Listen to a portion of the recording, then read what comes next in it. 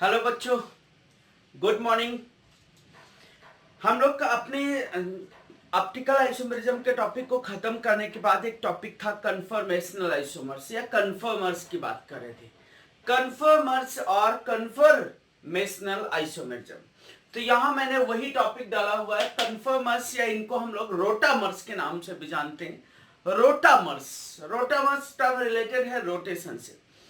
Rotation का मतलब हमको पता है कि सिंगल बॉन्ड अगर है तो सिंगल बॉन्ड के अलोंग मॉलिक्यूल का फ्री रोटेशन पॉसिबल है। सिंगल बॉन्ड के अलोंग मॉलिक्यूल का फ्री रोटेशन पॉसिबल है। तो जब फ्री रोटेशन पॉसिबल है, सिंगल बॉन्ड के अलोंग फ्री रोटेशन पॉसिबल है, तो एक जगह से दूसरी जगह वो रोटेट कर सकता है आराम से। मतलब एज्यूम करें ये हमारे पास तीन वैलेंसी है फ्रंट कार्बन की तीन वैलेंसी है, और ऐसे ही ये बैक कार्बन की वैलेंसी है। ये कार्बन का बॉन्ड हो गया, ये कार्बन कार्बन बॉन्ड हो गया, और ये आपकी फ्रंट कार्बन की वैलेंसीज है तीन, और ये बैक कार्बन की वैलेंसीज है तीन। ठीक है, ऐसे तीन वैलेंसीज लगी हुई, समझ लेना सर। अब इसको अगर हम वैलेंसीज को इस तरीके से अगर हम फील करें, सामने से आप देखना, उधर से आप देखना, इस तरीके से फील करोगे तो इसके पीछे ये वैलेंसीज दिखने वाली है, इसके ये पीछे दिखने वाली है, तो इसके ये पीछे दिखने वाली है, इसके ये पीछे दिखने वाली है।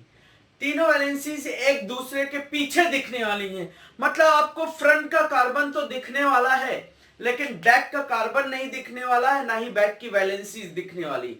फ्रंट का कार्बन दिखने वाला है, लेकिन ना ही बैक का कार्बन दिखने वाला है, और ना ही बैक की वैलेंसीज दिखने वाली। लेकिन अगर इसको हमने सिंगल बॉन्ड के अलोंग रोटेट कर दिया, किसी एंगल से रोटेट कर दिया, तो अभी आपको फ्रंट की वैलेंसीज दिखेंगी, फ्रंट का कार्बन दिखेगा, बैक की वैलेंसीज दिखनी स्टार्ट हो जाएंगे। सर जब यहां से यहां लेके आओगे सिंगल बॉन्ड के थ्रू रोटेट करके, तो आपको बैक की वैलेंसीज दिखनी स्टार्ट हो जाएंगे, लेकिन बैक का कार्बन अभी भी नहीं दिखेगा। मतलब ये है कि अगर मैंने एक सिंपल सा कंपाउंड लिया आपके सामने मैंने सिंपल सा कंपाउंड लिया, और कंपाउंड ये लिया, देखो कंपाउंड एक मैंने इथेन लिया, इथेन इज CH3 जैसे हमने इथेन लिया CH3 और ये CH3, इसमें ये कार्बन है, इसको हम बोलते हैं जो रोटामर्स का पार्ट है। रोटेशन की बात करते हैं, इनको हम लोग न्यूमैन प्रोजेक्शन बोलते हैं। न्यूमैन प्रोजेक्शन, रोटामर्स रोटेशन की बात करते हैं, तो न्यूमैन प्रोजेक्शन की इसमें बात करते हैं, न्यूमैन प्रोजेक्शन। अभी एज्यूम करें ये वाला कार्बन, ये आपका फ्रंट कार्बन था, ये एज्यूम करें फ्रंट या ये एज्यूम करें फ्रंट, आपकी जो मर्जी हो वो एज्यूम करो फ्रंट, हमें कुछ नहीं फर्क पड़ता। ये एज्यूम करें फ्रंट कार्बन है, इससे ये H लगा हुआ है, ये H लगा हुआ है, और ये H लगा हुआ है। अगर सामने से देखो तो बैक का कार्बन आपको नहीं दिखने वाला, बट उससे भी तो, इस कार्बन से भी तो 3H लगे हुए हैं। मतलब ये आपके H हो गए, ये H हो गए। चलो अलग कलर से लिख दें तो आपको समझ में आ जाएगा कौन से कार्बन की कौन सी वैलेंसीज हैं। ये H हो गया, ये H हो गया, और ये H हो गया। बैक का कार्बन आपको नहीं दिखने वाला, फ्रंट का कार्बन दिखने वाला। हमने फ्रंट की कंडीशन ये मेंशन कर लिया। अब अगर इसको, एक कंडीशन ये है, आपको पता है सिंगल बॉन्ड के अबाउट फ्री रोटेशन होता है। अगर हमने इसको 60 डिग्री रोटेट किया, यहां पर एंगल देखो, इन वैलेंसीज के बीच में आपको 60 डिग्री नजर आएगा, इन वैलेंसीज के बीच में आपको एंगल 60 डिग्री ही नजर आएगा। अगर मैंने 60 डिग्री रोटेट किया किसी भी डायरेक्शन में, चाहे वो क्लॉकवाइज रोटेट कर रहे हो, चाहे एंटी क्लॉकवाइज रोटेट कर रहे हो, अगर मैंने 60 डिग्री रोटेट किया हुआ है, तो एक कार्बन एज्यूम करें ये फिक्स वैलेंसी है, एक कार्बन को सर फ्रंट को फिक्स करके बैक को रोटेट करो, बैक के कार्बन को फिक्स करके फ्रंट को रोटेट करो, दोनों बात एक ही है। दोनों को नहीं रोटेट करना, दोनों को रोटेट करने का मतलब कुछ नहीं कर रहे हो। अभी बैक में अगर देखा जाए तो बैक जब 60 डिग्री रोटेट कराओगे तो ये वैलेंसीज यहां पर आ जाएगी, और ये वाला हाइड्रोजन यहां आएगा, और ये वाला हाइड्रोजन यहां आ जाएगा। मतलब इसके जस्ट पीछे एच एच हो जाएंगे। ये डॉटेड से रिप्रेजेंट का मतलब है ये जस्ट पीछे एच एच है, जस्ट पीछे एच एच है, एच एच जस्ट पीछे। अगर मैंने 60 डिग्री रोटेट किया तो जस्ट पीछे एच से मतलब वैलेंसी के पीछे वैलेंसी दिख चली जानी, मतलब आपको फ्रंट की वैलेंसी दिखनी है लेकिन बैक की वैलेंसी दिखनी नहीं। यहां पर मैंने ऐसा ही कुछ मेंशन किया हुआ। Infinite forms of some molecule are obtained. Infinite form obtain कर सकते हैं। अभी मैंने 60 डिग्री रोटेट किया, इसमें 10 भी हो सकता था, 20 भी हो सकता था, 22 भी हो सकता था, 23 डिग्री भी हो सकता था, 40 डिग्री भी हो सकता था, 50 डिग्री भी हो सकता था। इनफाइनाइट स्ट्रक्चर बन सकते थे या नहीं बन सकते थे। हमने अभी 60 डिग्री एक स्ट्रक्चर बनाया, 60 के बीच में भी तो इनफाइनाइट एंगल पॉसिबल है, मानते हो क्या? 60 के बीच में भी तो इनफाइनाइट एंगल पॉसिबल है। ये एच यहां आता, ये एच यहां आता, ये एच यहां आता, इस तरीके से बहुत सारे एंगल पॉसिबल है। तो यही मैंने लिखा हुआ है, infinite form of some molecule are obtained by rotation of single bond, these forms are called as conformers. जो इनफाइनाइट फॉर्म होते हैं, इनफाइनाइट फॉर्म जनरेट होते हैं जब सिंगल बॉन्ड को हम रोटेट करते हैं। सिंगल बॉन्ड को रोटेट करने के बाद जो इनफाइनाइट फॉर्म जनरेट होते हैं उनको हम कन्फर्मर्स बोलते हैं, या कन्फर्मर्स को ही हम रोटामर्स बोलते हैं। ये आइसोमेरिज्म को हम कन्फर्मेशनल आइसोमेरिज्म बोलते हैं, और ये एक स्यूडो आइसोमेरिज्म होती है, नॉट ट्रू आइसोमेरिज्म। ये ट्रू आइसोमेरिज्म की कैटेगरी नहीं होती, एक स्यूडो आइसोमेरिज्म होती है, क्योंकि इसमें हम मॉलिक्यूल को सेपरेट आउट नहीं कर सकते, कन्फर्मर्स को सेपरेट आउट नहीं कर सकते। क्यों? क्योंकि ये रूम टेम्परेचर पे अपने आप से रोटेट होते रहते हैं, ये फिक्स नहीं, अपने आप कॉन्टिन्यूअसली रोटेशन होता रहता है एक फॉर्म से दूसरे फॉर्म में।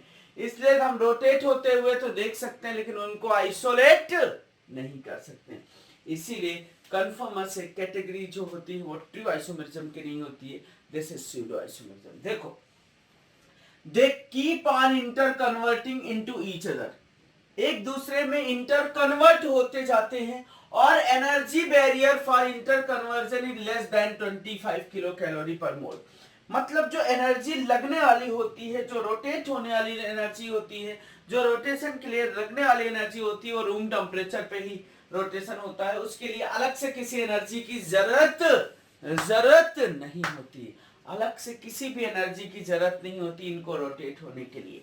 जो भी इनफाइनाइट फॉर्म जनरेट हो रहे हैं, उन इनफाइनाइट फॉर्म के जनरेशन में किसी तरीके की अलग एनर्जी का यूज नहीं होता है, रूम टेम्परेचर पे ही ये एक फॉर्म से दूसरे फॉर्म, दूसरे फॉर्म से तीसरे फॉर्म, इस तरीके से। फिर 60 अगर रोटेट करेगा तो फिर यही बन जाएगा सब, फिर 60 रोटेट करेगा तो फिर यही बन जाएगा, और 60 और मतलब यहां अगर एंगल देखो, अच्छा ये भी देख लो, यहां पर एंगल कितना दिख रहा होगा, 0 डिग्री। यहां पर 60 डिग्री है तो वहां पर क्या एंगल दिख रहा होगा, 0 डिग्री, 0 डिग्री। तो these conformers can be seen but cannot be isolated। ये कन्फर्मर्स को हम देख सकते हैं रोटेट करते हुए, रोटेट होते हुए, लेकिन उनको हम आइसोलेट नहीं कर सकते, उनको हम किसी मेथड से हम आइसोलेट नहीं कर सकते। फ्रीज कर दिए जाए अलग चीज, लेकिन ये सारी फेनोमेना जो पढ़ते हैं वो रूम टेम्परेचर पढ़ते हैं, सर रूम टेम्परेचर पढ़ते हैं। एक टर्म यहां पर इंट्रोड्यूस किया है, बॉन्ड एंगल। बॉन्ड एंगल क्या होता है, angle between to bonds of the same atom. Same atom के बीच का जो एंगल होता है, दो बॉन्ड के बीच के सेम एटम का जो एंगल होता है, that is called as bond angle. मतलब यहां पर सेम एटम के बीच का एंगल है 60 डिग्री, तो ये 60 डिग्री बॉन्ड एंगल हुआ। यहां पर सेम एटम के बीच का एंगल है 0 डिग्री, तो उसके लिए सेम एटम का जो बॉन्ड एंगल है वो 0 डिग्री हुआ, सिंपल सी बात। सिमिलर एटम के बीच में जो एंगल होता है उसको हम बॉन्ड एंगल बोलते हैं।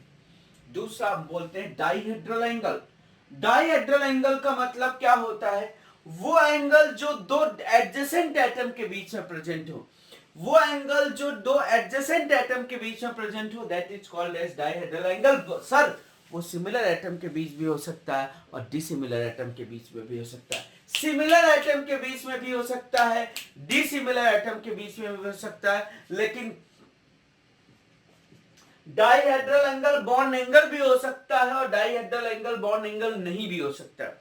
अगर सिमिलर एटम दो एडजेसेंट हैं तो हम उसको डाइहेड्रल बोल देंगे, लेकिन अगर दो सिमिलर एटम एडजेसेंट नहीं है तो हम डाइहेड्रल एंगल, सिमिलर एटम अगर एडजेसेंट है तो हम उसको बॉन्ड एंगल बोल देंगे, अगर सिमिलर एटम एडजेसेंट नहीं है तो उसको हम डाइहेड्रल एंगल बोल देंगे। बॉन्ड एंगल को भी हम डाइहेड्रल एंगल बोल सकते हैं। सिंपल सा, बहुत आसान सा। यहां पर क्या है, during free rotation of sigma bond configuration of molecule remains unchange. Configuration change नहीं होता। यहां पर हम ये नहीं बोल सकते हैं यहाँ पर सिस थे ये तो सिस से ट्रांस हो गए, या ट्रांस थे तो ट्रांस से सिस हो गए। ट्रांस, क्योंकि ये कीप ऑन मूविंग होता रहता है, मूविंग होता रहता है, मूव करते रहते हैं, तो इसलिए इसको हम आइसोलेट नहीं कर सकते हैं और इनको हम कन्फर्मर्स के नाम से, कन्फर्मर्स इनके नहीं बता सकते। वो कन्फर्मर्स अपने अनचेंज कन्फर्मर्स के फॉर्म में रहते हैं। अब देखो दूसरा एग्जांपल, जैसे मैंने एक एग्जांपल लिया, क्या, ब्यूटेन, नॉर्मल ब्यूटेन लिया, CH3 CH2 CH2 और CH3, काफी पॉपुलर। अगर मैंने ये कार्बन लिया और ये कार्बन लिया, दो कार्बन, मतलब इस कार्बन से तो 3 हाइड्रोजन है, चलो हमने ये कार्बन ले लिया फ्रंट और इससे 3 हाइड्रोजन एज्यूम कर लिए। ये फ्रंट वाला CH3 हो चाहे बैक वाला CH3 हो, हमें कोई फर्क नहीं पड़ता। और बैक वाले कार्बन पे इसमें अगर देखो तो 2 H है और एक C2H5 है, 2 H लिख दे और एक C2H5 लिख दिया। अगर अब हम इसको 60 डिग्री रोटेट करें तो 60 डिग्री रोटेट करें किसी भी डायरेक्शन में, चाहे क्लॉकवाइज रोटेट करें या एंटी क्लॉकवाइज रोटेट करें, तो ये H है, ये H है, ये H है। हम एज्यूम किया, मैंने बैक वाला रोटेट किया, आपका एज्यूम करना फ्रंट वाला रोटेट करो, हमारा कुछ नहीं जाता, कोई फर्क नहीं पड़ता। अभी यहाँ पर इस H के 60 डिग्री रोटेट करेंगे, अगर क्लॉकवाइज मैंने बात किया या एंटी क्लॉकवाइज बात किया, तो ये H यहां से, समझ में आ रहा, ये H यहां से यहां आ जाएगा, मतलब H के पीछे H हो जाएगा, यहां H के पीछे H हो जाएगा, यहां H के पीछे C2H5 हो जाएगा, H के पीछे C2H5 हो जाएगा, H के पीछे C2H5 हो जाएगा। बहुत ध्यान से समझना। इसके बाद फिर से आगे 60 डिग्री रोटेट करोगे तो यही स्ट्रक्चर बनेगा, फिर से 60 डिग्री रोटेट करोगे तो फिर यही स्ट्रक्चर बनेगा। ये एक दूसरे को बार बार हर एक 60 डिग्री एंगल पे रोटेट करने पे रिपीट होते जाएंगे। अगर मैंने नॉर्मल ब्यूटेन का ये कार्बन ले लिया, अब देखना, इसके लिए हम बताने जा रहे हैं, सर ये पेशेंसफुली समझना, यही तो हमारे लिए बहुत जरूरी। यहां डायहेड्रल एंगल 60 डिग्री है और लेकिन यहां डाइहेड्रल एंगल कितना है, 0 डिग्री। यहां डाइहेड्रल एंगल 0 डिग्री, यहां डाइहेड्रल एंगल 60 डिग्री है, समझेंगे। अब देखो, अगर इस कार्बन की मैंने बात किया तो इससे 2 H है, एक CH3, एक मैंने फ्रंट कार्बन की वैलेंसी कंसीडर किया, कहीं पर रखो कोई फर्क नहीं पड़ता, मैंने टॉप रखा, बॉटम रखा, जहां पर आपको श्रद्धा हो वहां रखो, क्या जाता है, हमारा टेट्राहेड्रल है, ये वैलेंसी सामने की तरफ दिख रही होंगी और इसके पीछे भी H है और CH3 है। एज्यूम करें ये हमारा CH3 है, ये H है और ये H है। अभी ये जो डाइहेड्रल एंगल है, वो जो डाइहेड्रल एंगल है वो 60 डिग्री है। HH के बीच में भी 60 डिग्री है, CH3 के बीच में भी 60 डिग्री है और CH3 और H के बीच में भी 60 डिग्री है। बहुत ध्यान से समझना। दिस इज नॉर्मल ब्यूटेन के 2 और 3 कार्बन में मैंने कन्फर्मर ड्रा किया है, 2 और 3, समझ आएगा सर, पेशेंस रखो, समझ आएगा। 2 और 3 कार्बन के बीच में रोटेशन ड्रा किया हुआ। अगर हम इसको 60 डिग्री क्लॉकवाइज ले लो, किसी एक डायरेक्शन को फिक्स कर लो, आपको क्लॉकवाइज जाना क्लॉकवाइज जाओ, एंटी क्लॉकवाइज जाना एंटी क्लॉकवाइज जाओ, कोई फर्क नहीं पड़ता।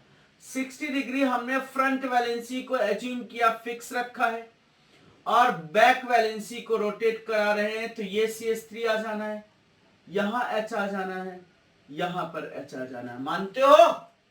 मानते ही तो होगे यार, यही तो बात बहुत सही है। और अगर मैंने और 60 डिग्री बैक वाली वैलेंसी को रोटेट करा दिया। ये यहां से यहां आया था, तो अब यही CH3 यहां आ जाएगा। बैक वैलेंसी को और हमने 60 डिग्री रोटेट कर दिया है, तो ये CH3 हो गया, ये H हो गया, ये H हो गया, ये CH3 हो गया है, ये H हो गया है, ये H हो गया। मानते हो क्या? ये भी सर डाइहेड्रल एंगल का केस हो गया, ये भी सर डाइहेड्रल एंगल का केस हो गया। यहां पर भी दो सिमिलर एटम के बीच में 60 डिग्री एंगल है, सॉरी दो डिसिमिलर एंगल एटम के बीच में 60 डिग्री एंगल है, बट यहाँ बॉन्ड एंगल कितना है? दोनों के बीच में यहाँ पर 180 डिग्री एंगल है, 180 डिग्री एंगल। और देखो ये डॉटेड से रिप्रेजेंट करे, डार्क रिप्रेजेंट करे, हमारा कुछ नहीं जाता। इसको डॉटेड से इसलिए रिप्रेजेंट कर रहे थे कि वो पीछे, जस्ट हाइड्रोजन के पीछे CH3। और अगर हम 60 डिग्री से रोटेट कर दें, और अगर हम 60 डिग्री रोटेट कर दें फ्रंट वाली वैलेंसी को फिक्स रखते हुए, ऐसा भी नहीं करेंगे सर कि एक बार फ्रंट रोटेट कराया एक बार बैक रोटेट कराया। हम रोटेशन देख रहे हैं, वो ये फिक्स वैलेंसी, इसको हम पूरा 360 रोटेट कराने जा रहे हैं। अब जब 60 डिग्री रोटेट कराओगे तो ये यहां आ जाएगा, ये CH3 हो जाएगा, ये H हो जाएगा और ये H हो जाएगा। अब और हमने 60 डिग्री रोटेट कर दिया, और 60 डिग्री रोटेट कर दिया तो फ्रंट वैलेंसी को फिक्स रखते हुए बैक वैलेंसी को हमने 60 डिग्री रोटेट किया, तो ये CH3 यहां आ जाएगा, ये H यहां आ जाएगा और ये H यहां आ जाएगा। उसके बाद और हमने अगर 60 डिग्री रोटेट किया, और हमने 60 डिग्री रोटेट किया, तो देखो बार बार रिपीटिशन के पार्ट बन रहे होंगे। ये CH3 होगा, ये H होगा, ये H होगा, यहां H मिल जाएगा, यहां H मिल जाएगा, ये CH3 मिल जाएगा। बहुत ध्यान से समझो, तो यहां कुछ डिफरेंट कन्फर्मर्स मिल रहे होंगे, ध्यान देना। जब डाइहेड्रल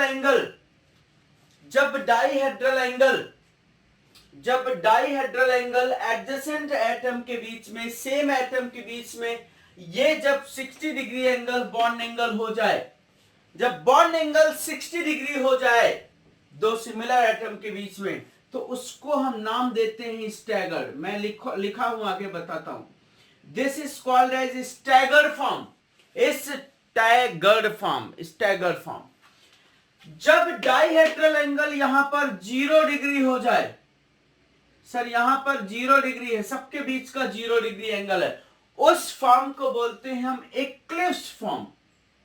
एक दूसरे के पीछे हो गए, एक दूसरे को क्या कर दिया, मतलब एक दूसरे को हिंडर कर दिया है, एक दूसरे के पीछे हो गए हैं, एक दूसरे के पीछे छिप गई हैं वैलेंसीज, तो उसको हम एक्लिप्स फॉर्म बोलते हैं।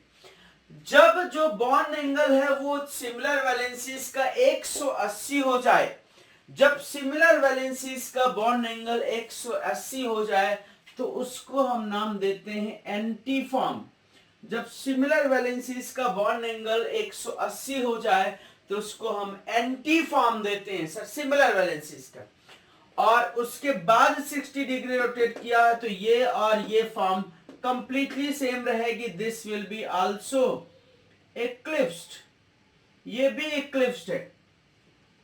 और 60 डिग्री रोटेट किया था, तो ये और ये सर आपको सेम दिखनी है, सेम दिखनी है, तो ये भी आपको स्टैगर्ड दिखनी है, स्टैगर्ड दिखनी है, स्टैगर्ड दिखनी है, स्टैगर्ड दिखनी है।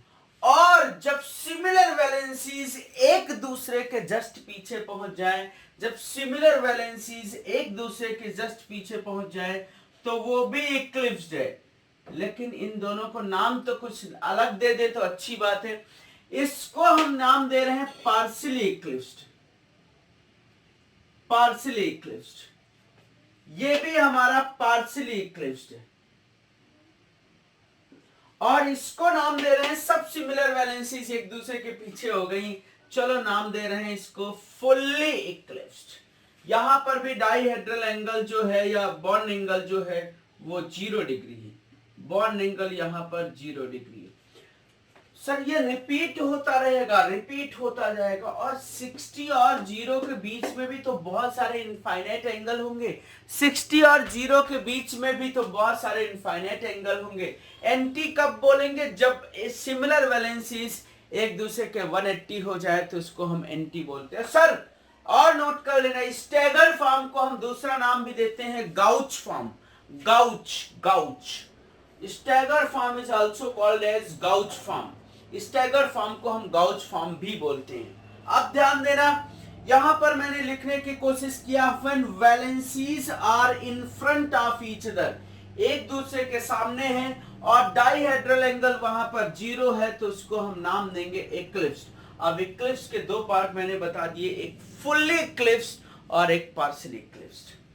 दूसरा, when they are at maximum possible distance, अगर ये मैक्सिमम पॉसिबल डिस्टेंस है और डाइहेड्रल एंगल 60 डिग्री है, मैक्सिमम पॉसिबल डिस्टेंस और डाइहेड्रल एंगल 60 डिग्री है तो उसको हम नाम देते हैं क्या? स्टैगर फॉर्म या gauche form. Sir stagger form या गाउच फॉर्म नाम देते हैं। और 60 और 0 के बीच में, 60 और 0 के बीच में infinite number of conformers possible हैं, 60 और 0 के बीच में infinite number of conformer possible है, these are called as skew form. अगर पूछा जाए कि कोई, एक बात नोट कर लेना, अगर पूछा जाए कि कोई मॉलिक्यूल कितने कन्फर्मर्स बना रहा है, how many conformers are possible for this particular molecule, तो आपका आंसर इनफाइनाइट होगा। आंख बंद करके आंसर विल बी इनफाइनाइट। अगर पूछा जाए कोई भी मॉलिक्यूल सिंगल बॉन्ड के अलावा कितने कन्फर्मर्स बना रहा है तो आपका आंसर इनफाइनाइट सीधे मार देना, क्योंकि स्टैगर्ड, स्क्यू, गाउच ये तो हम देख रहे हैं, इनके बीच वाले में तो बहुत सारे एंगल है ना, वो भी तो काउंट होने हैं उसने। तो कोई भी मॉलिक्यूल नोट कर लेना चाहे, any molecule can form infinite number of conformers, any molecule can form infinite number of conformers, कोई भी molecule infinite number of conformers का फॉर्मेशन कर सकता है सर, लेकिन जितने भी कन्फर्मर्स बनाए हैं इनकी एनर्जी अलग अलग होनी है, जितने भी कन्फर्मर्स बनाए हैं इनकी एनर्जी अलग अलग होनी है और इनकी स्टेबिलिटी अलग अलग होनी है। वो मैं आपको नेक्स्ट स्लाइड में बताता हूं, तब तक आप ये नोट करो, ठीक है। देखो ये मैंने जो नॉर्मल ब्यूटेन का केस लिया था, नॉर्मल ब्यूटेन के लिए एक एनर्जी प्रोफाइल हम ड्रा करते हैं, इनकी स्टेबिलिटी को कंपेयर करने के लिए एनर्जी प्रोफाइल ड्रा करते हैं। जैसे हमारा एक तो इथेन था, इथेन में अगर हम इथेन के कन्फर्मर्स की स्टेबिलिटी बात करें, इथेन के जो कन्फर्मर्स की स्टेबिलिटी थी, जब डाइहेड्रल एंगल 0 रहा होगा, जब डाइहेड्रल एंगल 0 रहा होगा, जब डाइहेड्रल एंगल 0 रहा होगा तो उस समय ध्यान रखना इस बात को, ये हम लिख रहे हैं वन डाइहेड्रल एंगल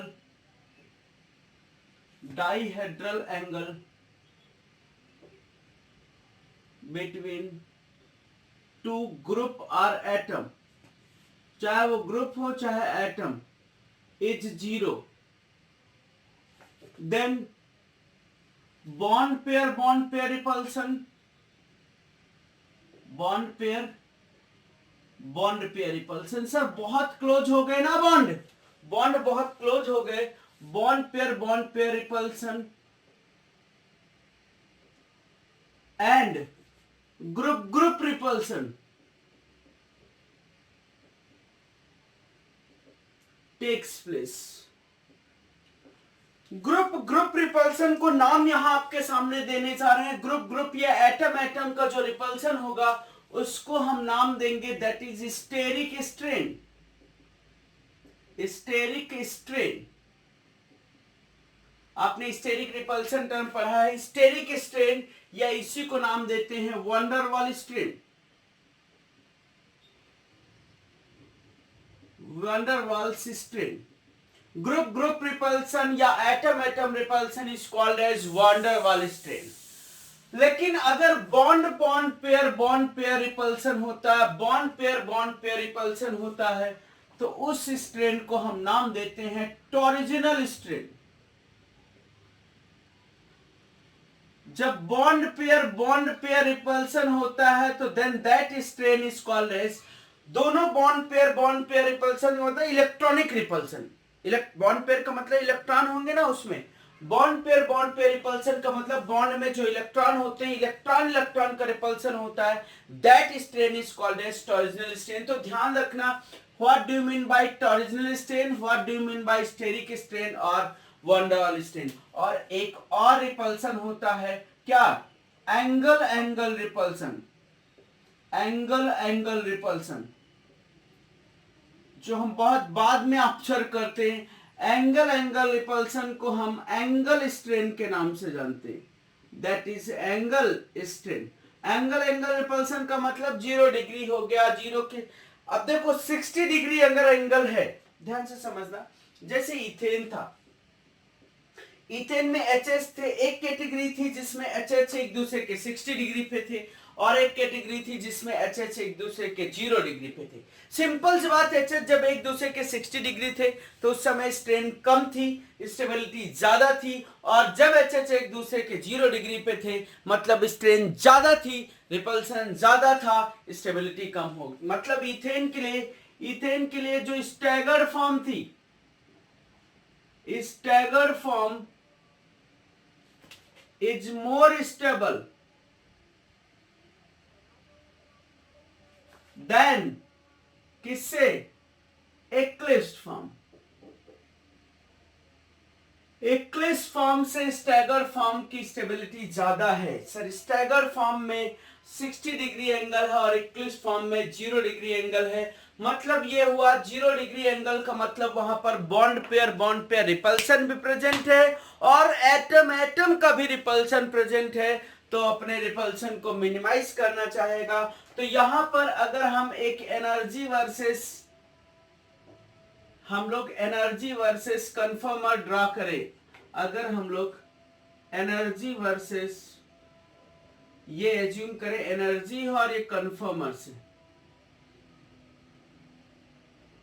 अगर energy versus conformers graph draw करें, energy versus conformers graph draw करें, अगर हम लोग energy versus conformers graph draw करें तो देखो, अगर किसी से भी आप, पहला स्ट्रक्चर कोई भी हो सकता है, एक्लिप्स हो सकता है, स्टैगर्ड हो सकता है, कुछ भी हो सकता है। अगर वो स्टैगर्ड है तो उसकी एनर्जी कम रही होगी, इन स्टैगर्ड के बाद इक्लिप्स में जाएगा, इक्लिप्स के बाद फिर स्टैगर्ड आएगा, फिर इक्लिप्स में जाएगा, फिर स्टैगर्ड आएगा। इस तरीके से ये ग्राफ चलता रहेगा।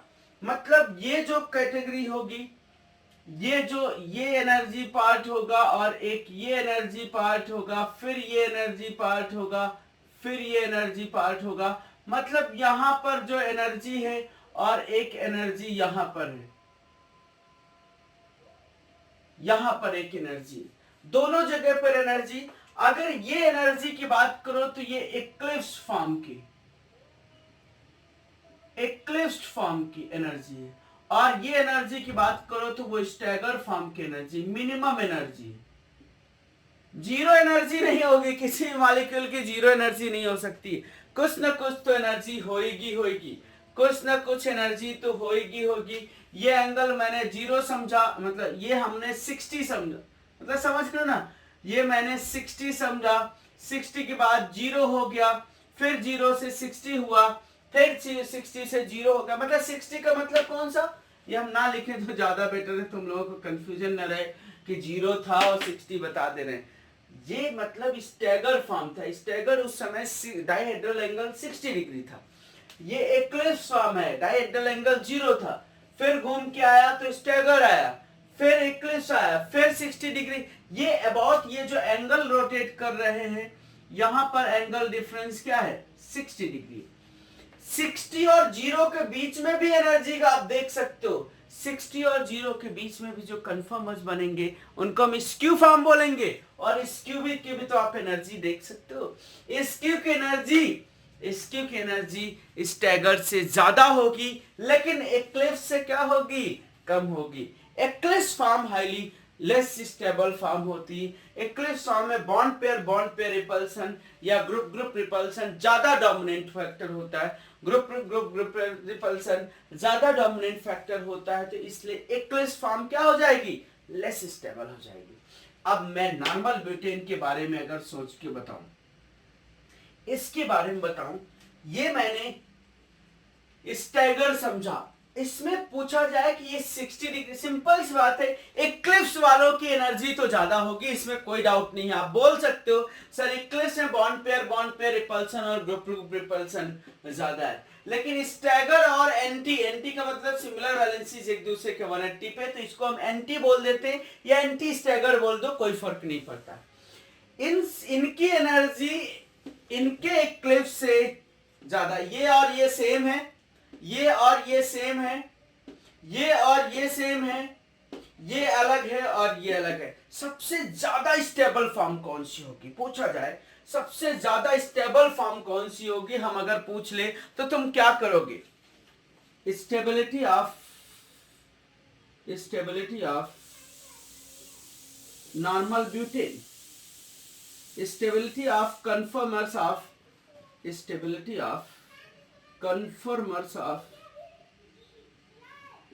Of normal butane. लेकिन नॉर्मल ब्यूटेन के कौन कौन से कार्बन के लिए हम रोटेशन करा रहे थे, सेकंड और थर्ड कार्बन के लिए बता रहे थे। अगर हम फर्स्ट और सेकंड में करा रहे थे तो दो ही का फॉर्म बन रहे थे, और जब दो ही फॉर्म बन रहे हैं तो उसकी एनर्जी का ग्राफ ऐसा ही होगा।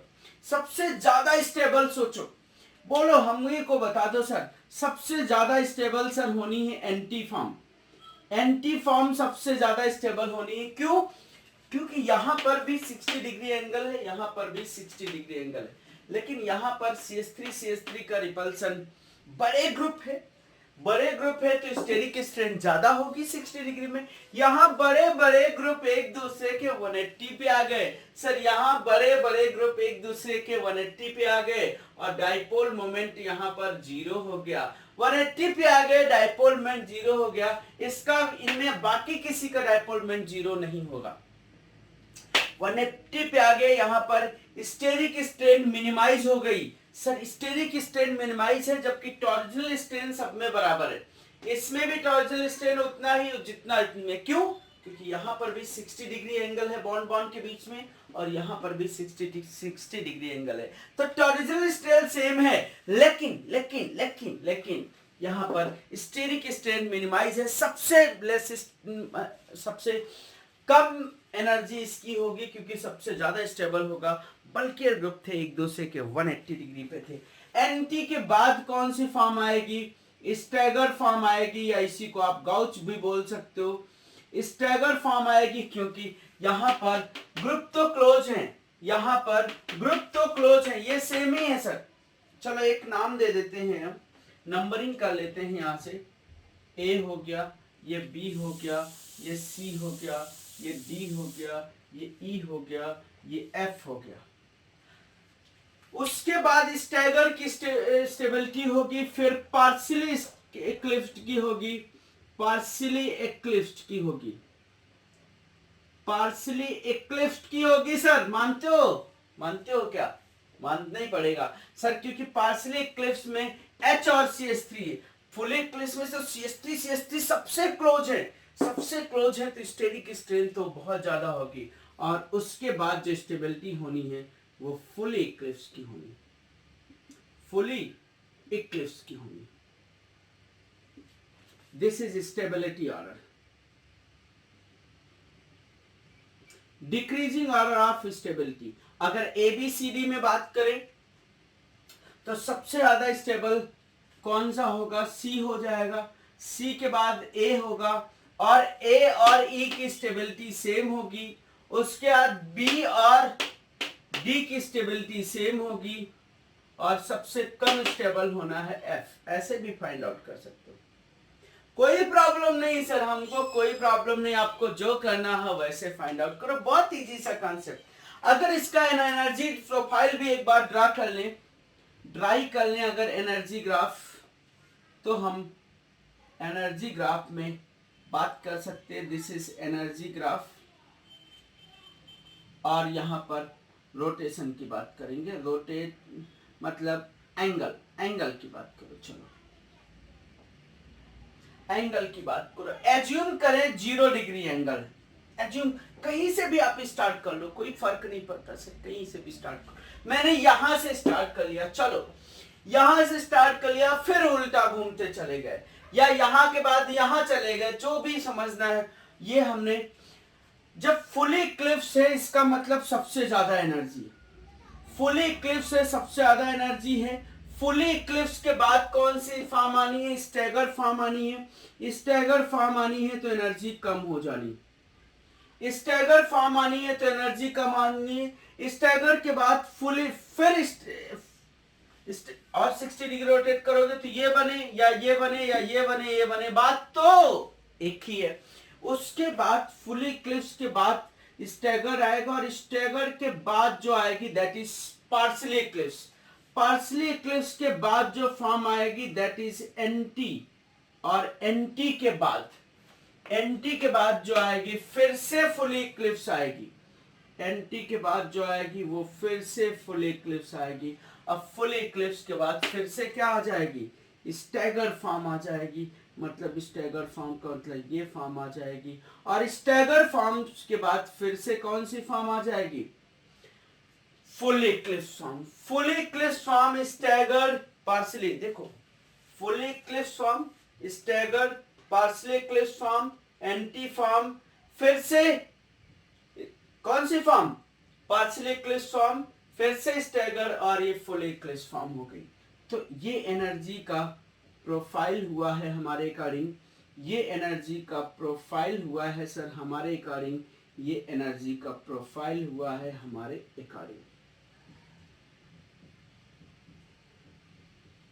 मतलब ये किसके लिए है? ये फुली इक्लिप्स के लिए है, इक्लिप्स के लिए है। ये किसके लिए है? ये किसके लिए है? पार्शियली इक्लिप्स के लिए है। ये किसके लिए है? स्टैगर या गाउच के लिए है। और ये किसके लिए है? एंटी के लिए। किसके? नॉर्मल ब्यूटेन मैंने लिया था किस पे? 2 and second carbon and third carbon जब लिया था तब की बात कर रहे हैं।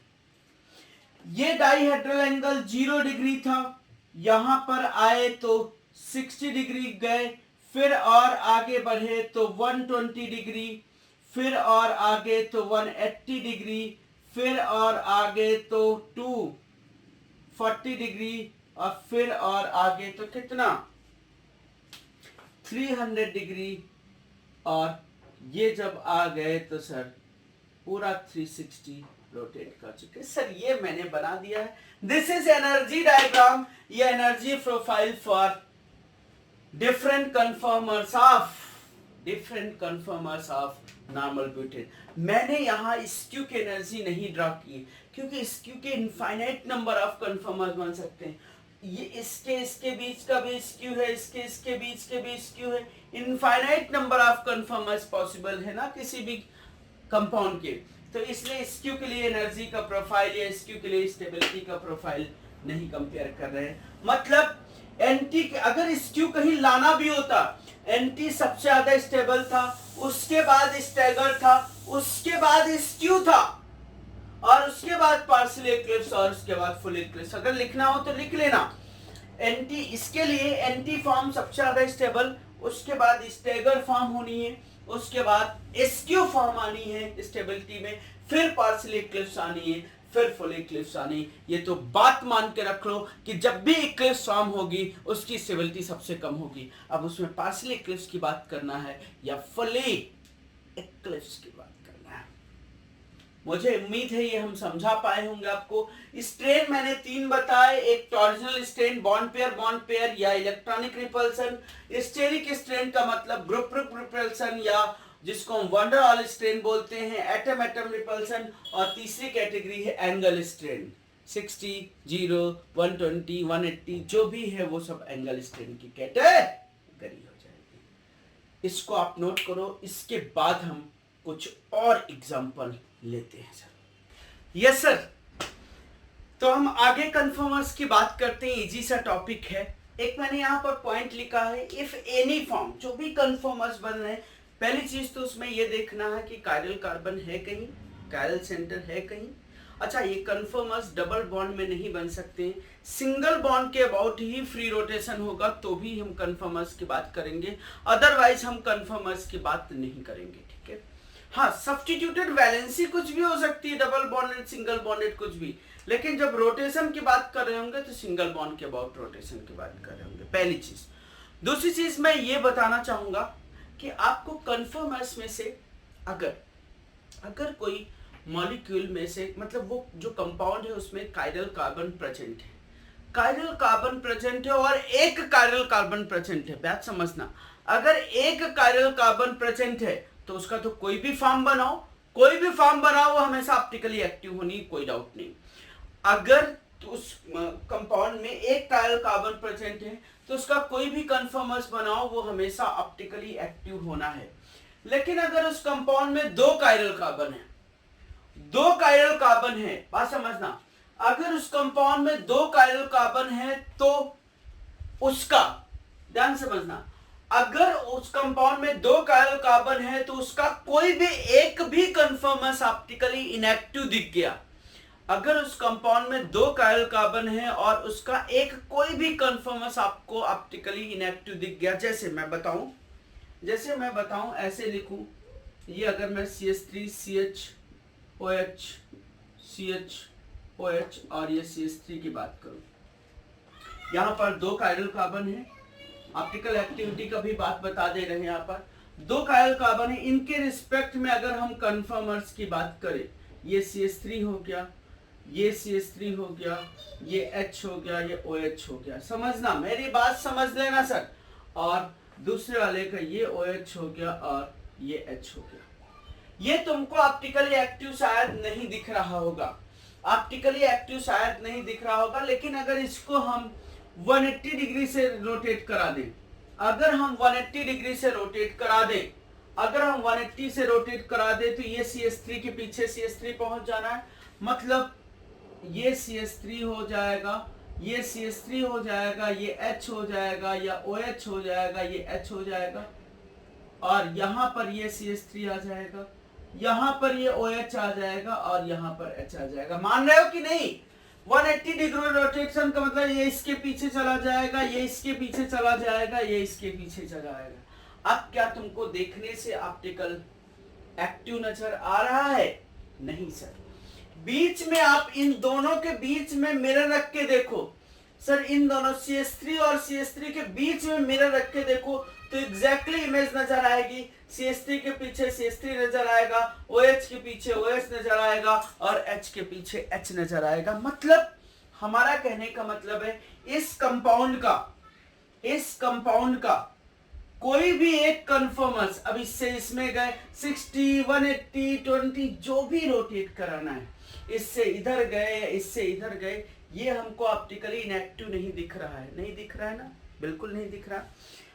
अगर कोई भी उसमें एक कन्फर्मर्स ऑप्टिकली इनएक्टिव हो गया तो कंपाउंड ऑप्टिकली इनएक्टिव रहा होगा, वो कंपाउंड फिर मीजो जैसी प्रॉपर्टीज में रहा होगा। सर मान लो मेरी बात, अगर उसमें एक भी कन्फर्मर्स ऑप्टिकली इनएक्टिव दिख गया तो उस पे देख लेना है, आपको समझ लेना है कि वो कंपाउंड फिर ओवरऑल ऑप्टिकली इनएक्टिव रहा होगा। और उसका सबसे अच्छा तरीका, ध्यान से समझो, सबसे अच्छा तरीका क्या, किसी कन्फर्मर्स में फुली इक्लिप्स बनना है क्या? फुली इक्लिप्स का मतलब ये हुआ कि सिमिलर वैलेंसीज एक दूसरे के पीछे चली जा रही हैं किसी कन्फर्मर्स में। अगर वो सिमिलर वैलेंसीज एक दूसरे के पीछे चली जा रही हैं, सिमिलर वैलेंसीज एक दूसरे के पीछे चली जा रही हैं तो 100% वो कंपाउंड ऑप्टिकली इनएक्टिव होगा। मतलब चाहे उसका इक्लिप्स बनाओ, फिर चाहे स्टैगर्ड बनाओ, चाहे फिर एंटी बनाओ, जो बनाना है वो बनाओ।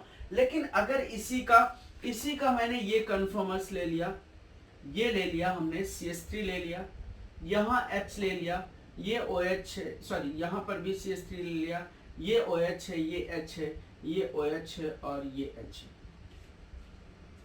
अब इनको तुम कोई भी कन्फर्मर्स ड्रा कर डालो, कोई भी कन्फर्मर्स ड्रा कर डालो, इसी कंपाउंड का ये कन्फर्मर्स है, इसी कंपाउंड का ये कन्फर्मर्स है। कोई भी कंपाउंड ड्रा कर डालो, कोई भी कन्फर्मर्स ड्रा कर डालो, कभी भी सिमेट्री नहीं आ सकती है। देखने में ऐसे लग रहा है, ऐसे लग रहा है कि इसमें क्या प्रेजेंट है, प्लेन ऑफ सिमेट्री प्रेजेंट है। इसमें देखने में ऐसा लग रहा है कि प्लेन ऑफ सिमेट्री प्रेजेंट है। यहां से कट करने पे इसकी इमेज ये, इसकी इमेज ये, इसकी इमेज ये है। नहीं है सर, नहीं है। सिर्फ आपको लग रहा है, वो है ही नहीं सर, है ही नहीं। यहां से कट करने पे आपको इमेज दिखनी नहीं, क्योंकि ये आपको आगे दिखना है और वो कहां पर देखना है, पीछे दिखना है। ये आपको आगे दिखना है, वो पीछे दिखना है। इमेज का मतलब इसके जस्ट ऊपर दिखनी होनी चाहिए। बीच में कार्बन कार्बन बॉन्ड भी तो है, यहाँ पर बीच में कार्बन कार्बन बॉन्ड भी है, तो इसकी इमेज ये कैसे दिख जाएगी? हाँ, इसमें इमेज दिखेगी। इसमें अगर CH3 और OH के बीच में इमेज मेरा रख के देखो, तो OH आगे, OH पीछे, CH3 आगे, CH3 पीछे, H आगे, H पीछे, दिख जाएगा, दिख जाएगा। यही तो बात बताना है। इसी का ये जो कन्फर्मेंस है वो ऑप्टिकल एक्टिव है। कभी भी देखो तो फुली इक्लिप्स बन ही नहीं सकता। अगर हमने 60 डिग्री रोटेट किया तो ये यहां आ जाएगा, ये यहां आ जाएगा, ये यहां आ जाएगा। फुली इक्लिप्स बन ही नहीं सकता। हर एक वैलेंसी एक दूसरे के पीछे जा ही नहीं सकती। हम इसलिए बता रहे हैं कि कभी चलते फिरते आपको नजर आ जाए तो सर घबराना नहीं है, डरना नहीं है सर, एकदम नहीं डरना है। तो ये ऑप्टिकली एक्टिव है, जबकि ये फॉर्म इसकी ऑप्टिकल इनएक्टिव। इसका कोई भी फॉर्म किसी भी एंगल पे रोटेट करा के ले जाओ, तुम कभी भी रोटेट करा के ले जाओ, कभी भी इसमें आपको फुल इक्लिप्स नहीं मिलेगा। इसी का मैंने ये ड्रा किया है, इसी का मैंने ये ड्रा किया। अगर कोई भी कन्फर्मर्स उसका इस तरीके से अगर ड्रा किया तो इसमें कोई भी एक कन्फर्मर्स, ये दोनों कन्फर्मर्स अलग अलग है सर, ये दोनों अलग अलग हैं। ये कन्फर्मर्स कब है? जब मीजो लाइक प्रॉपर्टीज है। और ये कन्फर्मर्स कब है? जब उसकी कौन सी प्रॉपर्टीज हैं? ट्रियो लाइक प्रॉपर्टीज हैं। ये कन्फर्मर्स तब है जब ट्रियो लाइक प्रॉपर्टीज हैं, सिमिलर वैलेंसी सेम साइड पे है, इसमें देख लो। और ये कन्फर्मर्स तब है जब वो ट्रियो लाइक प्रॉपर्टी है, H और OH एक दूसरे के अपोजिट है। तो उसी का ये मैंने कन्फर्मर्स ड्रा किया, उसी का ये कन्फर्मर्स ड्रा किया। अब इसको आप कोई भी आगे ड्रा कर लो, 60, 180, 120, जो भी ड्रा करके देखो, कभी भी आपको फुल इक्लिप्स फॉर्म आएगी नहीं। जो भी आपको ड्रा करके देखना है, कभी भी फुली इक्लिप्स फॉर्म नहीं आएगी। इसमें से अगर कभी भी किसी भी कन्फर्मर से फुली इक्लिप्स आ गई तो पूरा का पूरा कंपाउंड ऑप्टिकली, ये ऑप्टिकल एक्टिव भी है कंपाउंड, ये ऑप्टिकल इनएक्टिव है। इसके इस कन्फर्मर्स के फॉर्म में लिखा जाए तो ऑप्टिकल इनएक्टिव है, और इस कन्फर्मर्स के फॉर्म में लिखा जाए तो ऑप्टिकली एक्टिव है। तो हम ये बताना चाह रहे थे कि if any form of conformance is achiral, achiral का मतलब chiral कार्बन नहीं, achiral का मतलब optically inactive, achiral का मतलब achiral मतलब absence of chirality, chirality का मतलब optically inactive. If any form of conformance is achiral means optically inactive, then that molecule will be optically inactive. वो मॉलिक्यूल ऑप्टिकली इनएक्टिव होगा। इसका ये कन्फर्मर्स ड्रा किया गया। आपसे पूछा जाए ये ऑप्टिकली एक्टिव है कि इनएक्टिव है, तो हम बोलेंगे दिस इज ऑप्टिकली इनएक्टिव। इसका ये कन्फर्मर्स ड्रा किया गया, तो ये देखा जाए कि ऑप्टिकली एक्टिव है तो ऑप्टिकली एक्टिव है। लेकिन अगर एक कायल कार्बन हुआ तो आपको देखने की जरूरत नहीं, एक कायल कार्बन में हमेशा ऑप्टिकली एक्टिव ही आएगा। ये इसका मैंने डिस्कशन यहाँ कर लिया है। आप इसके साथ इसका एग्जांपल नोट कर लेना अगर समझ में आ गया हो। मैं एग्जांपल ले रहा हूँ इथाइलिन ग्लाइकॉल, बड़ा पॉपुलर, बड़ा इंपॉर्टेंट क्वेश्चन है। इथाइलिन ग्लाइकॉल इज CH2OH और CH2OH। इसके कन्फर्मर्स की हम बात आपसे करने जा रहे हैं, इसके कन्फर्मर्स की बात हम आपसे करने जा रहे हैं। ये मैंने एक कन्फर्मर्स ले लिया। चलो OH हम एडजेसेंट से शुरुआत कर रहे हैं। कहीं से आप शुरू करो, इक्लिप्स से शुरू करो, फुल इक्लिप्स करो, पार्शियल इक्लिप्स से शुरू करो, स्टैगर शुरू करो, 360 रोटेट कर दोगे तो सब बन जाएंगे। इसको अगर मैंने 60 डिग्री रोटेट किया, क्लॉकवाइज ही मान लो, समझ लो क्लॉकवाइज रोटेट कर रहा है या एंटी क्लॉकवाइज, जिधर जाना है उधर जाओ। ऐसा नहीं कि इसको 60 डिग्री क्लॉकवाइज रोटेट किया उसके बाद 60 डिग्री एंटी क्लॉकवाइज रोटेट किया, मतलब वापस वहीं चले आ रहे हैं, नहीं। क्लॉकवाइज का मतलब हम सारे 360 क्लॉकवाइज जाएंगे। तो ये कन्फर्मर्स की अगर बात करें तो ये OH हो जाएगा, ये H है, ये H है, ठीक है। यहाँ OH यहाँ आ जाएगा, यहाँ H आ जाएगा और यहाँ पर भी H आ जाएगा। फिर से 60 डिग्री रोटेशन की बात करो अगर, तो एक को फिक्स रखा है, दूसरे को रोटेट किया है, यहाँ OH आ जाएगा, ये H आ जाएगा, ये H जाएगा। फिर से 60 डिग्री रोटेट करने की अगर बात करो तो सर ये OH हो जाएगा, ये H हो जाएगा, यहाँ OH आ जाएगा, यहाँ H होगा, यहाँ H हो जाएगा।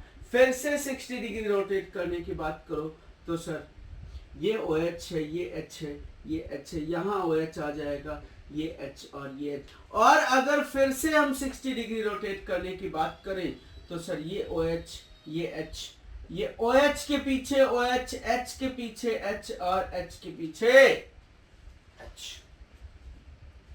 मानते हो तुम? मानना ही पड़ेगा सर। ये हमने 360 60 60 60 60 60, ठीक है, क्लियर ना? 360 रोटेशन की बात किया हुआ है। अगर इसकी हम बात करें तो ये स्टैगर्ड फॉर्म है या गाउस फॉर्म है, स्टैगर्ड है। ये अगर बात करें तो पार्शियली इक्लिप्स है। ये अगर बात करें तो ये एंटी है सर, और ये भी अगर बात करें तो पार्शियली इक्लिप्स्ड है। और ये अगर बात करें तो ये सर स्टैगर्ड है, और ये बात करें तो सर फुली इक्लिप्स्ड है।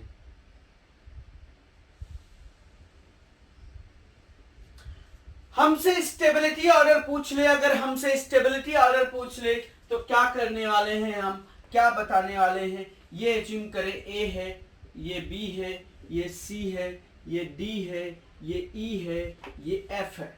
सबसे स्टेबल कन्फर्मर इसमें क्या होना है मैं आपके सामने पेश करता हूं सर, पेश करता हूं सर। बात समझना, ये OH है, ये OH है, ये HH है, ये HH है। बहुत ध्यान से समझो। तो ये OH जब 60 डिग्री में है तो इनके बीच में इंट्रामॉलिक्यूलर हाइड्रोजन बॉन्डिंग होनी है। चाहे ये कन्फर्मर्स की बात करें, चाहे ये कन्फर्मर्स की बात करें, दोनों सेम है, दोनों में कोई डिफरेंस नहीं है। ये अगर 60 डिग्री पे है तो इसमें चिलेशन प्रेजेंट है, इंट्रामॉलिक्यूलर हाइड्रोजन बॉन्डिंग प्रेजेंट है। इंट्रामॉलिक्यूलर हाइड्रोजन बॉन्डिंग प्रेजेंट है तो, और अगर ये 0 डिग्री पे है, बात समझना, ये H, ये H, ये H, ये OH हो जाएगा और ये OH हो जाएगा। 0 डिग्री का मतलब इक्लिप्स की बात करें सर, इसमें बहुत क्लोज है, बहुत क्लोज। यही बच्चा गलत करता है, यहां पर बच्चा गलत करता है सर, बच्चा गलत करता है। यहां पर ये 0 डिग्री है, 0 डिग्री है, एक दूसरे के पास में रहना है, ये दोनों H एक ही डायरेक्शन में शिफ्टेड होंगे। यहां पर कोई चिलेशन नहीं हो सकता, लगता है इसमें कि चिलेशन होगा, कोई चिलेशन नहीं हो सकता, ध्यान रखना, कोई भी चिलेशन नहीं हो सकता। 0 डिग्री में कितना भी इंट्रामॉलिक्यूलर हाइड्रोजन बॉन्डिंग कॉज करने वाले ग्रुप हो, कभी इंट्रामॉलिक्यूलर हाइड्रोजन बॉन्डिंग नहीं हो सकती सर, नहीं हो सकती। एक तो इंट्रामॉलिक्यूलर हाइड्रोजन बॉन्डिंग नहीं है, ऊपर से इसमें ग्रुप ग्रुप का रिपल्सन है, स्टेरिक स्ट्रेन प्रेजेंट है, स्टेरिक स्ट्रेन प्रेजेंट है इसमें, और उसके साथ साथ ग्रुप ग्रुप स्टेरिक स्ट्रेन का मतलब वन डायल स्ट्रेन, और ऊपर से बॉन्ड पेयर रिपल्सन प्रेजेंट है, तो टॉरिजिनल स्ट्रेन भी प्रेजेंट है, टॉरिजिनल स्ट्रेन भी प्रेजेंट है। तो ये तो सर स्टेबल नहीं होना। एक तो हाइड्रोजन बॉन्डिंग हो भी जाती है, यूं कर ले कि हो भी गई थोड़ी बहुत बाई चांस, जो कि नहीं होनी है, तब भी इसकी स्टेबिलिटी सर कम होनी है, तब भी इसकी स्टेबिलिटी कम ही होनी सर, कम ही होनी सर। सबसे ज्यादा स्टेबल जो फॉर्म होगी, जो भी फॉर्म होगी इसमें, जिसमें इंट्रामॉलिक्यूलर हाइड्रोजन बॉन्डिंग होगी, डायपोलमेंट इसका 0 नहीं है, डायपोलमेंट इसका 0 नहीं है, डायपोलमेंट इसका 0 है। अगर कहीं बात की जाए डायपोल की बात कर जाए, इसका भी डायपोलमेंट 0 नहीं है, डायपोलमेंट इसका ज्यादा है, इसका कम है, और सबसे कम इसका है, क्योंकि 180 डिग्री पे प्रेजेंट है। अगर कहीं बात कर दिया जाए तो सबसे ज्यादा स्टेबल फॉर्म कौन सी होनी है? सबसे ज्यादा स्टेबल फॉर्म होनी है स्टैगर्ड। इसके लिए सबसे ज्यादा स्टेबल फॉर्म होनी है स्टैगर्ड। स्टैगर के सॉरी, हाँ एक बात, अभी तक पीछे, अरे ये तो बताना ही भूल गए, पीछे हम क्या देख रहे थे, नॉर्मल ब्यूटेन में जो एंटी थी उसकी स्टेबिलिटी ज्यादा थी। सर यहाँ पर ये एंटी है लेकिन यहाँ पर ये स्टैगर है, ये भी स्टैगर है। सर स्टैगर फॉर्म यहाँ सबसे ज्यादा स्टेबल है। सर स्टैगर फॉर्म सबसे ज्यादा स्टेबल जबकि नहीं होनी चाहिए थे। क्यों स्टेबल है? क्योंकि स्टैगर फॉर्म में इंट्रामॉलिक्यूलर हाइड्रोजन बॉन्डिंग है, स्टैगर फॉर्म में इंट्रामॉलिक्यूलर हाइड्रोजन बॉन्डिंग है, स्टैगर फॉर्म में चिलेशन प्रेजेंट है, स्टैगर फॉर्म में इंट्रामॉलिक्यूलर हाइड्रोजन बॉन्डिंग प्रेजेंट है, इसलिए उसकी स्टेबिलिटी बहुत ज्यादा होनी है। स्टैगर फॉर्म में इंट्रामॉलिक्यूलर हाइड्रोजन बॉन्डिंग है इसलिए उसकी स्टेबिलिटी, जिनमें इंट्रामॉलिक्यूलर हाइड्रोजन बॉन्डिंग हो जाए फिर उनको आप बाहर कर देंगे। स्टैगर इसकी सबसे ज्यादा स्टेबल है, उसके बाद एंटी है, उसके बाद पार्शियली इक्लिप्स्ड है और उसके बाद सर फुली इक्लिप्स है, उसके बाद फुली इक्लिप्स है। दिस इज स्टेबिलिटी ऑर्डर, या this is increasing order of energy. अगर ग्राफ भी ड्रा करोगे तो भी आप ड्रा कर सकते हो। This is stability order. वो कंपाउंड जिनके स्टैगर फॉर्म में हाइड्रोजन बॉन्डिंग हो जाए, वो कंपाउंड जिनके स्टैगर फॉर्म में हाइड्रोजन बॉन्डिंग हो जाए, वो कंपाउंड जिनके स्टैगर फॉर्म में हाइड्रोजन बॉन्डिंग हो जाए, सर वो कंपाउंड जिनके स्टैगर फॉर्म में हाइड्रोजन बॉन्डिंग हो जाए वो बहुत स्टेबल होंगे। जैसे और हम एग्जांपल ले रहे हैं किसमें हाइड्रोजन बॉन्डिंग हो सकती है। एक तो ये CHOH, CH2 और CHO। यहां एक OH की जगह पर इसकी भी स्टैगर फॉर्म सिमिलर कंसीडर करना। पहला एग्जांपल ये हो सकता है जिसकी स्टैगर फॉर्म सबसे ज्यादा स्टेबल है और उसके बाद एंटी आ रही। उसके बाद बी पार्ट बताते हैं, जैसे CHOH है और CH2 और NO2 है, इसमें भी सर इंट्रामॉलिक्यूलर हाइड्रोजन बॉन्डिंग होनी है। तीसरा सी पार्ट बताते हैं, CHOH है और CH2 NR3+ है, इसमें भी पोलैरिटी प्रेजेंट होगी। पोलैरिटी किसकी प्रेजेंट होगी? ऑक्सीजन के लोन पेयर और नाइट्रोजन के पॉजिटिव चार्ज के बीच में डाइपोल अट्रैक्शन होना है। और बताते हैं sir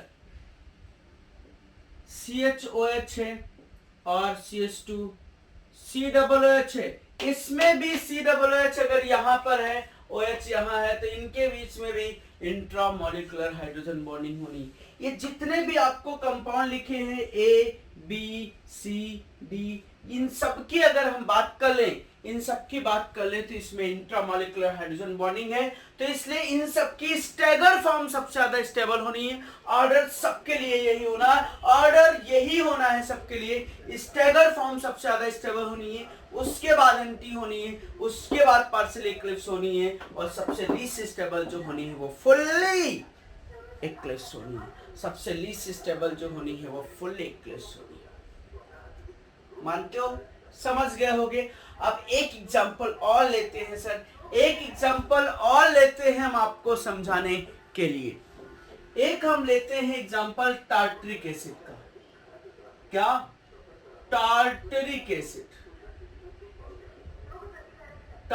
acid is CHOH, COOH, CHOH, COOH। Tartaric acid दो कायरल कार्बन है, ऑप्टिकली एक्टिव भी हो सकता है, इसका कन्फर्मस ऑप्टिकली इनएक्टिव हो सकता है। डिपेंड करता है आप कैसे अरेंज कर रहे हो, ये बात है। देखो पहला कन्फर्मस लेने जा रहे हैं हम आपके सामने, ये COOH है, H है, OH है और ये COOH है, समझते रहना, और ये OH है, ये H है। अगर इसको 60 डिग्री रोटेट कर दो तो फुल इक्लिप्स बन जाना। 60 डिग्री रोटेट कर दो तो फुल इक्लिप्स बन जाना। किसी भी एंगल, किसी भी कन्फर्मस का किसी भी एंगल के रोटेशन पे फुल इक्लिप्स बन जाए, किसी भी कन्फर्मस का किसी भी एंगल ऑफ रोटेशन पे फुल इक्लिप्स बन जाए, मतलब उसका कन्फर्मस ऑप्टिकली इनएक्टिव था, मतलब वो कन्फर्मस, वो कंपाउंड की वो फॉर्म ऑप्टिकली इनएक्टिव। इसको अगर मैंने 60 डिग्री रोटेट करने की बात किया, एक को फिक्स रखा। मेरी आदत एक्चुअली है कि मैं ज्यादातर स्टार्ट करता हूं तो स्टैगर से स्टार्ट करता हूं, ज्यादातर मतलब वो आदत में आ गया। लेकिन तुम्हें कहीं से भी स्टार्ट कर दो, 360 रोटेट करके सारे कन्फर्मर्स ड्रा कर लेने। अगर मैं 60 डिग्री रोटेट कर लूं, फिक्स कर लूं फ्रंट को, वो भी हमारी आदत में शुमार है। तुम बैक को फ्रंट कर फिक्स करो, कोई फर्क नहीं पड़ता, स्ट्रक्चर उतनी बननी।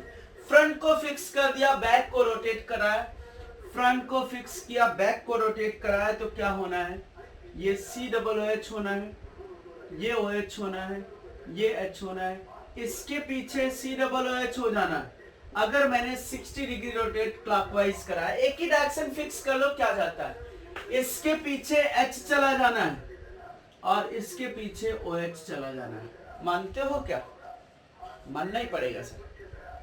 फिर से 60 डिग्री अगर रोटेट कराया हमने, फिर से 60 डिग्री रोटेट किया, तो ये COOH यहां आ रहा होगा, अब COOH यहां आ जाएगा, मतलब COOH यहां आ जाएगा, ये OH हो जाएगा, ये H हो जाएगा, ये COOH हो जाएगा और ये OH हो जाएगा। सब सर ऑप्टिकली इनएक्टिव कन्फर्मर्स हैं, सबके सब ऑप्टिकली इनएक्टिव कन्फर्मर्स हैं, सबके सब ऑप्टिकली इनएक्टिव कन्फर्मर्स हैं। समझ में आ? अगर ये लिखा हो बोला जाए 180 डिग्री रोटेट करा, 120 डिग्री रोटेट कराने पे कौन सा कन्फर्मर्स बनेगा, तो आप बता दोगे उसको कि एंटी बन जाएगा। देखो एंटी है, सिमिलर वैलेंसीज एक दूसरे के 180 डिग्री पे। और मैंने 60 डिग्री रोटेट किया फिक्स करके, फ्रंट वैलेंसी को फिक्स करके, ये COOH है, ये OH है, ये H है। फ्रंट वैलेंसी को फिक्स करते हुए और मैंने 180 डिग्री 60 डिग्री रोटेट किया, तो 60 डिग्री रोटेट किया तो ये यहाँ पर COOH आ जाना है, यहाँ पर आ जाना है आपका OH आ जाना है ना, यहाँ H लिखना भूल गए, सॉरी H लिखना भूल गए, ठीक है। और यहाँ पर क्या आ जाना है, H आ जाना है। ये फिर से पार्शियल इक्लिप्स बन गई और हमने 60 डिग्री गए, और हमने 60 डिग्री गए, तो ये वैसे ही रहेगा COOH, ये H और ये OH। और 60 डिग्री गए तो ये COOH यहाँ आ जाना है, ये H यहाँ आ जाना है, आ जाना है ना, ये OH, ये H यहाँ आ जाना है, ये COOH यहाँ आ जाना है और ये OH यहाँ आ जाना है। बहुत ध्यान से समझना। और अगर हम फाइनली 60 डिग्री और चले गए तो सर आपको जो मिलेगा उससे भली भांति वाकिफ हो, OH होगा, H होगा, ये COOH होगा और ये OH होगा और ये H होगा। आसान सा पार्ट था यार, रिपीट करते हुए 60 डिग्री चले जाना है, चले जाना है ना। ये हमारी स्टैगर मान लो, तो ये हमको पार्शियल इक्लिप्स मान लो, ये हमको एंटी मान लो, ये भी पार्शियल इक्लिप्स मान लो, ये फिर से स्टैगर मान लो और ये मान लो फुल्ली इक्लिप्स्ड। देखो अगर हमने स्टेबिलिटी बताना है, ये हमारे पास A है, ये B है, ये C है, ये D है, ये E है और ये F है। सबसे ज्यादा स्टेबल, सबसे, इसमें भी इंट्रामॉलिक्यूलर हाइड्रोजन बॉन्डिंग यहां पर भी हो सकती है, इंट्रामॉलिक्यूलर इसमें छोड़ दो, इसमें भी इंट्रामॉलिक्यूलर हाइड्रोजन बॉन्डिंग इसकी हो सकती है, इसकी और इसकी इंट्रामॉलिक्यूलर हाइड्रोजन बॉन्डिंग हो सकती है। सर सबसे ज्यादा स्टेबल यहां इसकी इंट्रामॉलिक्यूलर हाइड्रोजन बॉन्डिंग भी हो जानी है। सबसे ज्यादा स्टेबल है C मतलब एंटी फॉर्म, सबसे ज्यादा स्टेबल है C मतलब एंटी फॉर्म। अब इनको देखना है, इनको देखना है सर, इनको और इनको देखना है। देख लो सर, ये दोनों के दोनों सेम दिख रहे हैं क्या? दिख रहे होंगे मेरे हिसाब से। ये COOH है एडजेसेंट में, ये COOH एडजेसेंट में, OH है और ये HH है, ठीक है। ये और वो सेम ही दिख रहे होंगे। इसमें भी तो इंट्रामॉलिक्यूलर हाइड्रोजन बॉन्डिंग हो जानी है, इंट्रामॉलिक्यूलर हाइड्रोजन बॉन्डिंग हो जानी, तो A की स्टेबिलिटी E के बराबर होगी। सर A की स्टेबिलिटी E की बराबर होगी। इसमें एक्चुअली बड़े बड़े ग्रुप एक दूसरे के पास में थे, यहां पर भी बड़े बड़े ग्रुप एक दूसरे के पास में, समझ रहे हो क्या? उसके बाद अगर बात करो तो बी वाला और उसके बाद कौन सा, बी और डी इक्वल स्टेबल है। सर बी और डी सिमिलर कैरेक्टर के हैं, इक्वल स्टेबल है क्या? यहां पर भी C double H O H है, यहां पर भी सी डबल ओ एच है, यहाँ C double O H H है, यहाँ C double O H H है, ये ओ एच एच है, ओ एच एच है। यस सर, बी और डी की स्टेबिलिटी सेम आनी है क्योंकि ये पार्शियल इक्लिप्स है, कोई हाइड्रोजन बॉन्डिंग नहीं होनी। और सबसे लीस्ट स्टेबल जो आनी है वो कौन सा आना है, A B C D F आनी है। एफ सबसे लीस्ट स्टेबल आनी है, क्यों? क्योंकि इसमें स्टेरिक स्ट्रेन भी बहुत ज्यादा है, वंडरवाल स्ट्रेन भी बहुत ज्यादा है, ग्रुप का रिपल्सन भी बहुत ज्यादा है, और उसके साथ साथ बॉन्ड पेयर रिपल्सन भी बहुत ज्यादा है। बॉन्ड पेयर रिपल्सन भी बहुत ज्यादा है, ग्रुप का रिपल्सन भी बहुत ज्यादा है। मुझे उम्मीद है आपको क्या हम समझाना चाह रहे हैं ये शायद तुम्हारी समझ में आ गया होगा। आपको क्या हम समझाना चाह रहे हैं, हमें स्टेबिलिटी कंपेयर करनी होती है कन्फर्मर्स की, डिफरेंट कन्फर्मर्स की स्टेबिलिटी कंपेयर करनी होती है, और उसमें कभी हमारा एंटी भी मोस्ट स्टेबल हो सकता है और कभी हमारा स्टैगर भी मोस्ट स्टेबल हो सकता है। डिपेंड करता है, अगर हाइड्रोजन बॉन्डिंग है, अगर इंट्रामॉलिक्यूलर हाइड्रोजन बॉन्डिंग है, इसकी जगह पर फ्लोरीन भी हो सकता है, एक केस फ्लोरीन का भी हो सकता है, फ्लोरीन के साथ भी OH की हाइड्रोजन बॉन्डिंग हो जाती है, ABCDE। ये अगर इंट्रामॉलिक्यूलर हाइड्रोजन बॉन्डिंग है, अगर इंट्रामॉलिक्यूलर हाइड्रोजन बॉन्डिंग का केस है, तो उस केस में stagger form means gauche form is most stable form. Stagger form का मतलब हाइड्रोजन बॉन्डिंग वाले ग्रुप अगर 60 डिग्री पे है तो बहुत अच्छी बात है। स्टैगर फॉर्म या gauche form most stable form होती है, और उसके बाद एंटी का करेक्टर होता है। फुली लेस स्टेबल थे, हैं और हमेशा रहेंगे।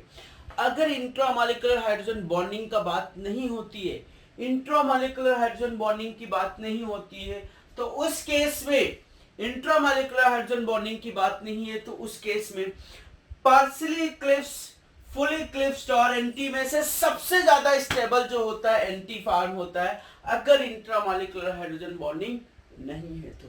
सर एक एग्जांपल, 2 एग्जांपल, 10 एग्जांपल, जो आपको करना है वो कर लो, हमने तो आपको करके सब बता दिए। जितने भी आपको यहाँ पर सॉल्व करना है उतने आप सॉल्व कर लो, आपको आराम से क्वेश्चन आ जा रहे बिना किसी टेंशन के, एकदम झंझट नहीं है। बस इसमें कभी ऑप्टिकल एक्टिव और इनएक्टिव में पूछ ले तो वो थोड़ा ध्यान रखो कि अगर हमको कन्फर्मस दिया जा रहा है और उस कन्फर्मस में कहीं पर भी क्या फुली इक्लिप्स बनाने पे आ रहा है, अगर वो कहीं पर भी जनरेट हो जा रहा है तो वो सर कन्फर्मस पूरा का पूरा ऑप्टिकली इनएक्टिव हो जाएगा। और अगर नहीं है, 2 कायल कार्बन है, नहीं फुली इक्लिप्स जनरेट हो पा रहा है, तो सर ऑप्टिकली एक्टिव रहेंगे उसके सारे के सारे कन्फर्मस। ठीक है, और 1 कायल कार्बन है तो उसमें तो कोई भी कन्फर्मस ले लो, आपका ऑप्टिकली एक्टिव ही होगा। तो उम्मीद है ये पार्ट समझ में आया होगा, मैंने आपको ये समझा दिया है, मुझे उम्मीद है आपको समझ में भी, आपको भी आया होगा। और कुछ नहीं, बेसिक सी चीजें हम डिस्कस कर रहे थे। कहीं चलते फिरते आपको रोटामर्स के क्वेश्चन दे सकते हैं, कहीं चलते फिरते आप इस प्रोजेक्शन को हम न्यूमैन प्रोजेक्शन बोलते हैं, ये भी याद रखना। इस न्यूमैन प्रोजेक्शन से भी रिलेटेड हमको क्वेश्चन मिल सकते हैं। ठीक है सर, तो अभी आप नोट करो, समझो, ऐसा ही कुछ हम लोग फिर आगे होगा तो जरूर डिस्कस करेंगे। Okay sir, thank you so much.